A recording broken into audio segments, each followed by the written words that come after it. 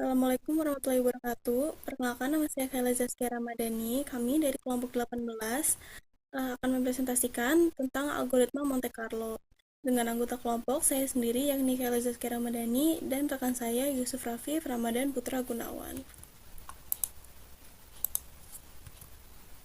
Untuk yang akan kami bahas pada presentasi kali ini ada beberapa materi yang bisa dilihat di layar. Selanjutnya, yang pertama ini ada random variate generation. Jadi kenapa sih random variate generation itu diperlukan? Sebelum masuk ke algoritma Monte Carlo, jadi kita itu perlu paham dulu nih kenapa random variate generation itu penting. Di dalam simulasi Monte Carlo, kita hampir selalu perlu butuh data acak.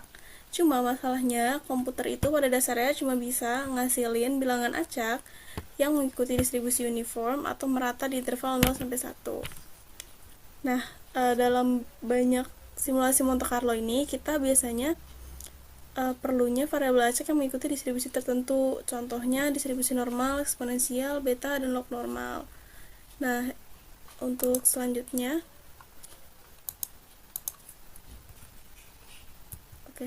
untuk selanjutnya ada struktur simulasi Monte Carlo. Jadi kalau dilihat di diagram ini, sebenarnya alur Monte Carlo ini lumayan sistematis. Jadi tahap pertama ini kita untuk dimulai dengan pembangkitan bilangan acak uniform. Kemudian bilangan acak uniform ini ditransformasikan jadi distribusi yang kita mau. Kemudian sampel acak tersebut digunakan untuk membentuk sampel path, suatu proses stokastik. Kemudian output simulasi dari sampel path tadi dianalisis untuk memperoleh estimasi dan inferensi statistik. Nah, selanjutnya ini ada pseudo random number. Jadi disebut pseudo itu karena dia angka-angka ini sebenarnya bukan acak murni, melainkan dihasilkan oleh algoritma komputer. Meskipun begitu, sifatnya mirip dengan bilangan acak sungguhan. Jadi kelebihan utama dari proses pembangkitannya itu cukup cepat dan bisa diulang kembali jika menggunakan seed yang sama. Nah, seperti yang ada di slide ini, karakteristik utamanya ada menyerupai distribusi uniform, kemudian dapat direproduksi menggunakan seed dan cepat dihasilkan. Namun hasilnya sebenarnya tidak benar-benar acak. Nah, untuk selanjutnya, salah satu metode yang paling sederhana untuk menghasilkan bilangan pseudo random tadi adalah metode LCG. Jadi prinsipnya itu sebenarnya sederhana. Setiap angka baru dihitung menggunakan angka sebelumnya melalui rumus yang ada di slide ini, rumus LCG ini. Jadi di rumus itu ada beberapa parameter di antara seed sebagai nilai awal, kemudian ada multiplier, dan increment dan modulus. Jadi setelah memperoleh nilai Z ini, rumus LCG ini, kemudian dibagi dengan modulus sehingga menghasilkan bilangan uniform antara 0 sampai 1. Meskipun sekarang banyak generator yang lebih canggih, LCG ini tetap penting dipelajari supaya menjadi dasar dan berbagai metode pembangkit bilangan acak. Untuk selanjutnya ini ada inverse transform method. Jadi setelah kita punya beberapa bilangan uniform, kita kan harus ubah jadi beberapa distribusi lain ya. Misal kita harus ubah jadi beberapa distribusi lain. Inverse transform method ini digunakan buat transformasi bilangan uniform jadi variabel acak dengan distribusi target. Metode ini kita pakai kalau inverse CDF dari distribusi target dapat diperoleh atau dihitung dengan mudah. Jadi misal diketahui suatu fungsi kumulatif CDF, maka kita cuma perlu masukin bilangan uniform tadi ke fungsi inverse tersebut. Jadi hasil akhirnya bakal ngikutin distribusi target yang kita mau. Oleh karena itu, metode ini nih cocok digunakan ketika inverse CDF tersedia dan mudah dihitung. Selanjutnya ada algoritma inverse transform. Jadi algoritmanya ini ada pilih satu bilangan acak uniform, kemudian kita tentukan inverse dari CDF target dan dihitung, kemudian nilai X yang diperoleh bakal mengikuti distribusi target. Nah, ini ada contoh dari inverse transform method. Jadi misalkan diperoleh sebuah bilangan uniform sebesar 0,3, terus kita pengen ngasilin distribusi eksponensial dengan parameter lambda sama dengan 2. Jadi nilai tersebut tinggal dimasukkan ke rumus inverse CDF sehingga diperoleh 0,602. Jadi artinya angka yang awalnya hanya bilangan uniform berhasil diubah menjadi sampel yang mengikuti distribusi eksponensial. Nah, selanjutnya ini ada acceptance rejection method. Jadi gak semua distribusi kan bisa yang gak semua distribusi punya inverse yang mudah dihitung.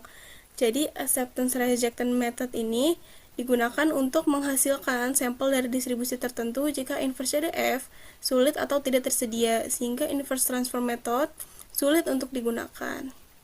Misalnya kalau ingin menghasilkan sampel dari target density fx, tersedia distribusi lain yang lebih mudah digunakan untuk menghasilkan sampel, yaitu gx, dengan syarat fx kurang dari atau sama dengan cgx untuk suatu konstanta c lebih dari 0. Terus sampel kemudian akan dibangkitkan dari gx dan diterima atau ditolak sehingga distribusi akhir mengikuti fx. Nah, ini ada ilustrasi geometris acceptance rejection method. Jadi gambar ini membantu kita untuk memahami proses acceptance dan rejection. Jadi kurva besar berfungsi sebagai pembatas, sedangkan kurva yang lebih kecil adalah distribusi target. Jadi misalkan fx adalah target density yang ingin diperoleh dan tx sama dengan cgx merupakan fungsi pembatas atau banding function, sehingga fx kurang dari sama dengan tx untuk semua x. Nah, jadi kita bakal pilih titik secara acak di bawah kurva pembatas. Jadi kalau titik tersebut masih berada di bawah kurva target, maka sampelnya diterima. Sebaliknya, kalau berada di atas kurva target, berarti sampelnya ditolak dan proses akan diulang kembali. Nah, ini ada algoritma acceptance rejection method. Jadi langkah-langkahnya dimulai dengan mengambil sampel dari distribusi proposal. Jadi ambil suatu nilai dari distribusi Gx dan dinyatakan sebagai Y. Kemudian kita ambil satu bilangan acak uniform dan dihitung Fy per Cgy. Jadi Y akan kita terima kalau U kurang dari sama dengan Fy per Cgy. Kalau enggak, kita akan mengulangi proses tersebut. Nah, kemudian ini ada sample path.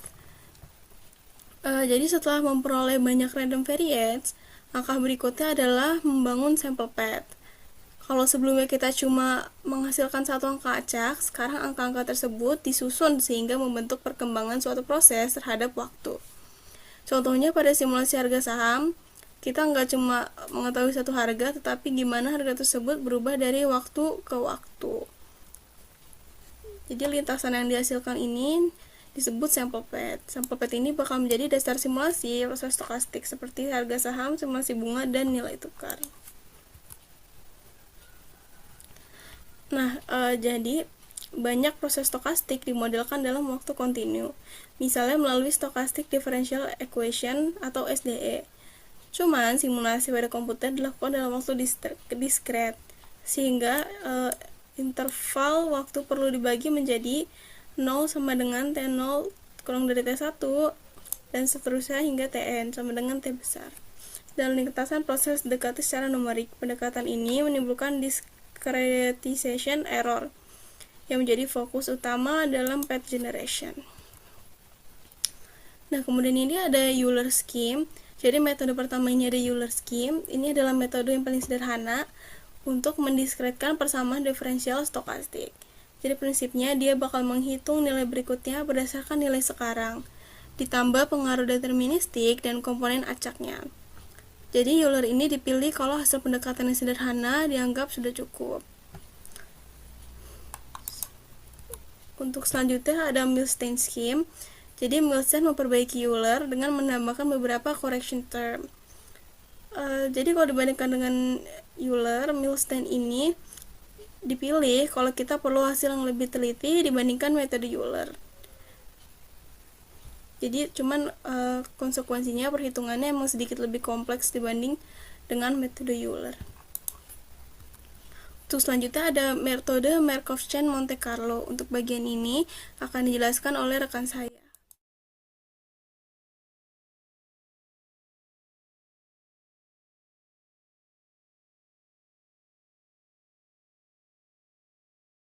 Oke, Oke, selanjutnya adalah metode Markov Chain Monte Carlo atau MCMC. Nah, metode ini adalah strategi pengambilan sampel secara tidak langsung yang didasarkan pada simulasi suatu proses Markov, di mana distribusi keadaan jangka panjangnya merupakan distribusi target yang kita ingin peroleh.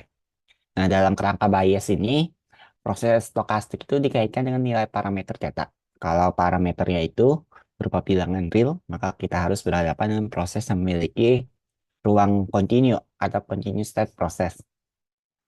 Tetapi intuisi itu juga perlu digunakan gitu untuk memahami metode MCMC ini. Nah, agar dapat dibangun berdasarkan kasus yang jauh lebih sederhana, yaitu ruang keadaan diskrit. Nah, itu untuk kasus diskrit ini kita lebih kenal dengan rantai Markov.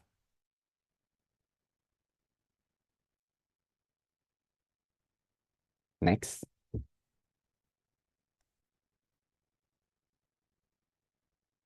Oke, rantai Markov waktu diskrit adalah suatu proses yang variabel keadaannya mengambil nilai pada suatu himpunan diskrit. Nah, misalkan kita punya himpunan XT dengan T itu sama dengan 0, 1, dan seterusnya. Sebentar. Oke. Yang dapat diidentifikasikan sebagai himpunan bilangan bulat suatu bilangan bagiannya, suatu himpunan bagiannya atau suatu himpunan diskrit hingga misalnya peringkat kredit atau obligasi. Nah, Markov itu digambarkan oleh serangkaian state dengan probabilitas transisi satu langkah yang kita notasikan sebagai PIJ sama dengan peluang dari XT plus 1 sama dengan J bersyarat XI sama dengan XT sama dengan I. Nah, yang dikumpulkan dalam sebuah matriks probabilitas transisi P kapital. Nah, misalnya kita ini ada rantai Markov seperti ini yang kita gambarkan menjadi graf berarah. Nah, dari graf ini kita bisa bentuk rantai Markovnya menjadi di slide selanjutnya. Nah, kan tadi terlihat kalau yang eh, titik A itu ke A itu sendiri nilainya adalah 0,2 dan A ke B itu nilainya 0,8. Maka di baris satu itu eh, koordinat A, A itu nilainya 0,2, A, B itu nilainya 0,8, dan yang lainnya itu bernilai 0 karena kan panahnya nggak ke arah C dan D. Nah, gitu terus kita isi seterusnya sampai semuanya kita isi, maka akan didapat matriksnya seperti ini. 0,2, 0,8, 0,0, terus yang baris kedua 0,4, 0,0, 0,6, dan seterusnya. Oke, matriks tadi itu punya sifat khusus yang muncul karena setelah suatu transisi, maka prosesnya itu pasti berakhir dalam suatu ruang keadaan. Akhirnya itu jumlah elemen yang setiap barisnya itu pasti selalu bernilai satu. Dan kalau kita lihat di sini baris satu totalnya nilainya satu. Baris dua total nilai satu juga. Baris ketiga juga total nilainya satu. Nah, karena kan peluang itu maksimal itu nilainya satu. Boleh selanjutnya. Oke. Misalkan kita punya P 0 bagian dari ruang N. Menarasikan state awal distribusi dengan langkah 0, 1, dan seterusnya. Kita definisikan Pi I, 0 sama dengan Px 0 sama dengan I. Nah, dengan teorema total peluang, maka kita dapat itu Px1 sama dengan J adalah sigma dari I sama dengan 1 sampai N. Peluang dari X1 sama dengan J bersyarat X0 sama dengan I dikali P0, Px0 sama dengan I. Nah, ini kan sudah kita pelajari umumnya di proses stokastik ya. Nanti ini salah satu bentuk ekspansi dari eh, peluang total dalam bentuk step gitu. Nah, dapat kita sederhanakan menjadi P1 transpose itu sama dengan P0 transpose dikali matriks P tadi atau matriks Markov tadi. Boleh next. Selanjutnya itu kita bisa ekspansi ruang stepnya. Maka akan kita dapat PM sama dengan P pangkat M. Ini maksudnya tuh kalau kita mau mencari P2 itu sama aja kayak kita mencari P kuadrat gitu. Atau misalnya mencari P10 atau sampai ruang state 10, maka kita bisa mencarinya hanya dengan P pangkat 10. Simpelnya seperti itu. Nah, dari distribusi equilibrium P ini bisa kita capai bahwa rantai tersebut memenuhi syarat irreducible, yaitu tidak terputus sehingga memori keadaan awal dan akhirnya itu pada akhirnya itu akan hilang. Dan aperiodic, yaitu tidak memiliki siklus pergerakan yang berulang. Distribusi equilibrium ini kita dicirikan oleh persamaan keseimbangan global sebagai berikut, yaitu Pt sama dengan Pt dikali matriks P gitu. Nah, rantai Markov itu yang tersebut bisa kita capai titik equilibrium kalau memenuhi kondisi keseimbangan terperinci atau detail balance, yaitu keseimbangan aliran probabilitas antara kedua manapun yang kita definisikan sebagai Pi dikali matriks Pij sama dengan Pj dikali matriks Pji. Dengan syarat I-nya untuk setiap I itu tidak sama dengan J. Nah, rantai ini ya punya struktur time reversible. Nah, metode MCMC ini pada statistik Bayesian mengeksplorasi konsep secara terbalik. Kalau kita punya target distribusi posterior P, maka kita bisa merancang probabilitas transisi P dari sebuah rantai Markov agar equilibrium jangka panjangnya sama dengan targetnya. Boleh next.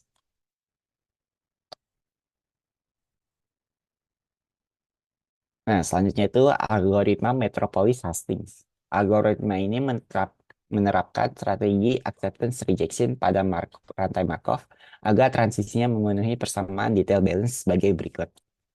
P, PI dikali P tilde IJ sama dengan PJ dikali minimum dari itu. Nah, hasil akhirnya itu didapat sama aja dengan minimum dari PJ, PJI, PI, PIJ. Gitu. Begitu juga untuk yang eh, kita lihat dari stage J-nya gitu. PJ dikali PJI tilde itu nanti hasil akhirnya menjadi minimum dari PI dikali PIJ, PJ dikali PJI. Nah, kita lihat kan hasil minimumnya itu ternyata serupa gitu. Maka kita bisa implikasikan bahwa PI dikali PIJ tilde itu ekuivalen dengan PJ dikali PJI tilde untuk setiap I tidak sama dengan J. Nah, ini kan rumusnya sama aja kayak yang sebelumnya tadi. Nah, untuk parameter kontinu theta yang tidak diketahui dan sekumpulan data observasi X, algoritma ini menggunakan fungsi densitas transisi Q theta, theta aksen untuk mengajukan keadaan baru theta dari keadaan saat ini theta.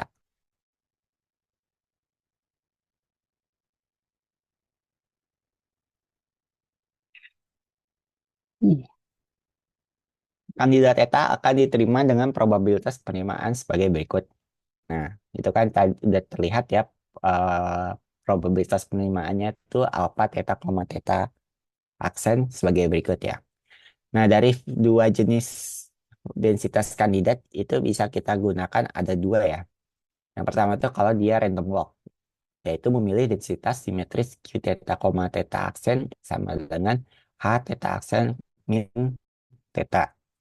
Karena sifatnya simetris, fungsinya tuh bisa saling menghilangkan rasio probabilitasnya. Sehingga penerimaannya bisa jadi lebih simpel menjadi minimum alpha theta, theta aksen sama dengan minimum dari 1, Pn theta aksen bersyarat X per Pn theta bersyarat X. Nah, itu kan terlihatnya hanya kita hilangkan saja ya bagian Q-nya dari yang kandidat probabilitas penerimaannya. Nah, pergerakannya tuh menanjak ke area posterior yang lebih tinggi akan kita pastikan tuh diterima. Nah, kok yang kedua itu ada independent density. Memilih kandidat secara independen tanpa kita melihat keadaan saat ini, yaitu Q theta, theta aksen sama dengan H theta aksen.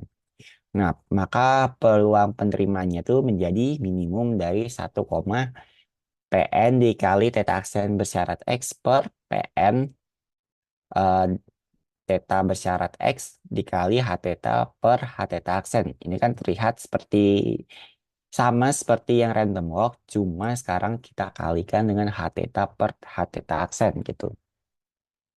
Nah, rasio densitas ini mempengaruhi agar rantai Markov dapat mengeksplorasi hingga ke area ujungnya atau ekornya dari densitas kandidat. Boleh di next.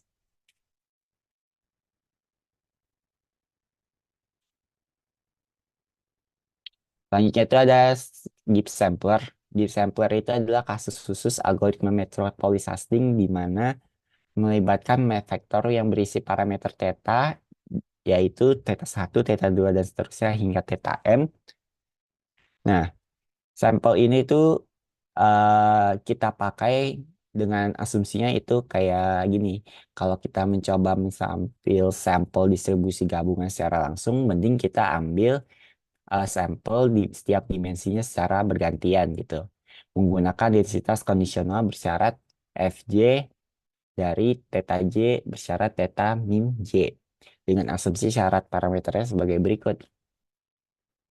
Nah, kalau kita punya langkah iteratif pembaruan parameter dari langkah ke K+1, kita lakukan sebagai berikut. Pengambilan sampel pertama yaitu theta 1 pangkat K+1, theta 1 dengan state atau langkah K+1 itu kita dekati dengan R1, theta 1 bersyarat theta 2, Pak. State langkah ke K, koma, theta 3 langkah ke K, dan seterusnya sampai theta M langkah ke K. Nah, habis itu kita ambil yang sampel kedua, berarti jadi F2 bersyarat, dalam kurung, theta 2 bersyarat theta 1. Nah, karena tadi langkah pertamanya sudah kita lewati, berarti theta 1-nya harus kita tulis menjadi langkah K+1. Habis itu, karena kita saat ini mengambil langkah yang kedua, berarti theta keduanya kita lengkapin gitu. Langsung ke theta 3 langkah ke K, theta 4 langkah ke K, dan seterusnya sampai theta M langkah ke K. Nah, maka pada akhirnya tuh di langkah terakhirnya itu menjadi Fm dalam kurung theta M bersyarat theta K langkah ke K+1, theta 2 langkah ke K+1, dan seterusnya sampai theta M-1 langkah ke K+1.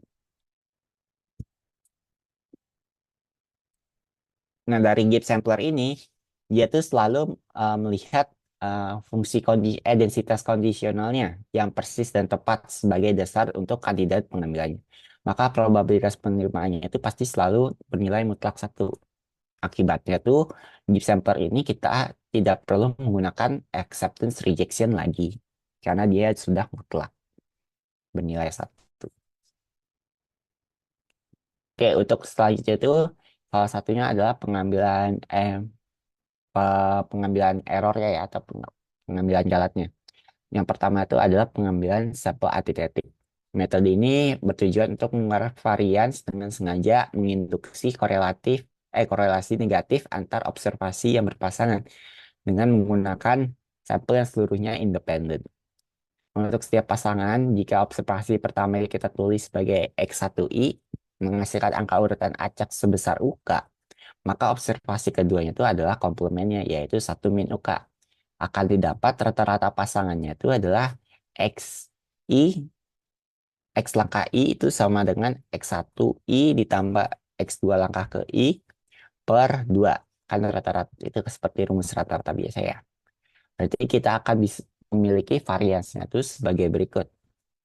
Var X bar itu sama dengan var X per 2X dikali 1 plus rho X1, X2. Nah, di mana rho-nya itu adalah korelasi yang bernilai negatif, maka varians dari estimator gabungan ini akan lebih kecil dibandingkan dengan sampel independen biasa. Nah, metode ini uh, bisa berhasil tergantung dengan syarat monotonisitasnya atau dari fungsi yang dievaluasi. Jika input dan outputnya tidak monotonik atau naik turun secara konsisten, maka metode antitetik ini bisa makin meningkatkan variansnya gitu. Nah, kalau kita nggak bisa pakai sampel antitetik ini, maka kita bisa pakai yang cara kedua. Boleh di next. Nah, untuk yang cara kedua itu angka acak umum. Nah, berbeda dengan sampel antitetik itu, kalau kita ingin menghitung selisih antar sensitivitas atau antara dua senario sistem X1 dan X2, nah tujuannya itu untuk adalah menginduksi korelasi positif dengan menekan varians dari perbedaan kinerja kedua sistem tersebut. Nah, metode ini memaksa untuk sistem simulasi untuk menggunakan aliran angka acak yang persis sama ketika kita mengevaluasi X1 dan X2. Hal ini sering digunakan atau lazim digunakan saat mengestimasi turunan fungsi sensitivitasnya atau saat membandingkan dua kebijakan alokasi portofolio di mana kita butuh skenario yang tidak pasti gitu karena kan apalagi kalau kita misalnya obligasi keuangan dan nilai mata keuangan itu kan nilainya tidak pasti ya. Jadi kita perlu kasus yang tidak pasti ini gitu. Nah, varians dari selisih kedua sistem ini adalah varians X1 min X2 sama dengan varians X1 ditambah varians X2 negatif dikurangi 2 kali covariance X1 X2. Nah, karena di sini ada covariance yang nilainya positif, fak- faktor pengurangnya atau negatif min 2 covariance-nya itu akan menjadi lebih besar. Yang pada akhirnya itu bisa mengurangi selisih total dari kedua sistem itu. Nah, asumsi monotonisitas juga masih dibutuhkan agar teknik ini tidak merugikan atau seperti tidak meningkatkan nilai variansinya lagi. Nah, kalau cara yang ini masih nggak bisa, kita masih ada yang cara ketiga. Boleh di next. Nah, untuk yang cara ketiga adalah variabel kontrol. Kalau kita ingin mencari nilai suatu theta sama dengan ekspektasi X, jika kita memiliki variabel acak lain Y yang ekspektasinya adalah sebesar mu, sudah diketahui secara pasti dan Y memiliki korelasi dengan X, maka kita bisa jadikan Y sebagai variabel kontrol untuk memperbaiki estimasi dari X. Nah, bentuk estimator kontrolnya itu adalah sebagai itu. XC sama dengan X ditambah C dalam kurung Y dikurang mu. Nah, dengan ide ini, hasil simulasi Y meleset menjadi terlalu tinggi dibandingkan dengan ekspektasi sebenarnya dan korelasi positif antara X dan Y. Maka kemungkinan besar nilai X juga terekstrapolasi terlalu tinggi. Maka faktor C ini akan digunakan sebagai untuk menyesuaikan tebakan tersebut ke bawah.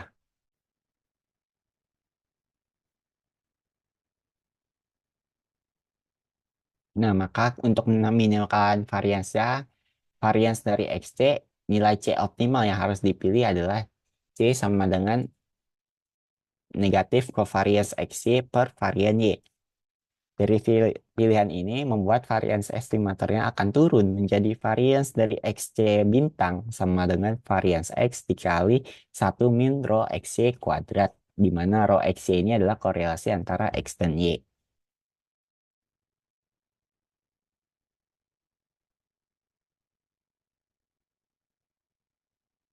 Nah, itu saja untuk pembahasan dari algoritma Monte Carlo. Di sini sudah tertera latihan soal untuk materi ini.